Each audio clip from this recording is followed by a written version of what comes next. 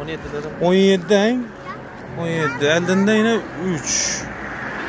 4, 5. Özünü farzandini hayatına befarq bo'lgan va boshqalar hayatına befarq bo'lgan haydovchilarga murojaat. Bilamiz, Xorazmda bog'chalar ko'paydi. Bu yaxshi, lekin shu bog'chadagi yosh bolalar uyini nishatib olib borilib turganına hech kim qiziqmay turibdi. Oddiy misol, Xorazmda bir holatda Damozda 17 nafar bola, yana bir boshqa holatda 25 nafar yosh bola tashilgan. Hech nechik xavfsizlik kamari yo'q. Kamar uzoqda tursin, hattoki bu bolalar o'tirmay dik turib kelyaptilar. Endi savol, agar birgina tormoz ishlamay qolsa, birgina burilishda o'zini muvozanatini yo'qotib yiqilsa, shunda kim javob beradi? Haydovchimi yoki o'zini farzandini uydan chiq mashinadan odam bilan nishatib kelgandan qiziqmay turgan ota-onadami?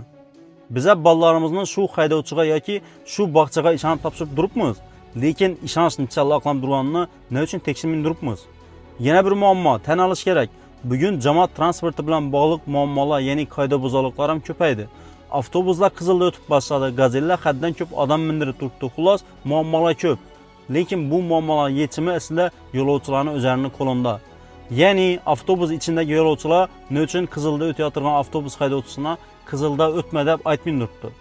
O'tirish o'rnidagi qolmagan gazellara nima uchun dik turib bo'lsam ketishga rozi bo'lib turibmiz?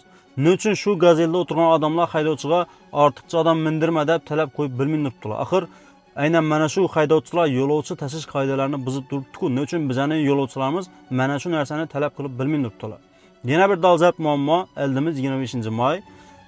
Maktab bitiruvchilari hech nechta hujjatsiz mashina minib ko'chada bayram atadilar.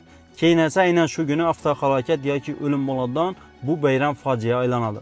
Bunday holatlar Xorazmdan ko'p bo'lgan, ko'pchilik ko'rgan, ko'pchilik eshitgan, ko'pchilik joylarda mana shu narsalar muhokama qilingan, aytilgan, lekin nima uchundir har yil aynan mana shu 25-mayda ota-onalar bo'lib o'tgan narsalardan xulosa chiqarmay, o'zini farzandini yana mashinani berib turibdilar. Yoki aynan o'sha farzandi ota-onasini bildirmasdan mashinani olib qochib ketadi va yo'lda turli xil yo'l transport hodisalarini keltirib chiqaradi. Xullas, aynan mana shu 25-may sanasi ham biz uchun dolzarb muammo. Ya'ni ota-onalar o'zini farzandini befarq bo'lib turibdilar. Aziz ota-onalar, aziz haydovchilar, qoidani buzish bu faqat jarima degani emas. Bu birovning farzandi, birovning hayoti degani. Bugun to'xtab o'ylab oling.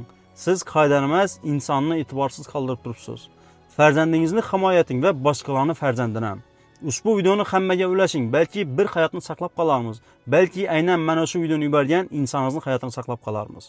Videoni hammaga ulashib, kommentariyada o'zingiz fikringizni yozib qoldirasiz degan umiddamiz.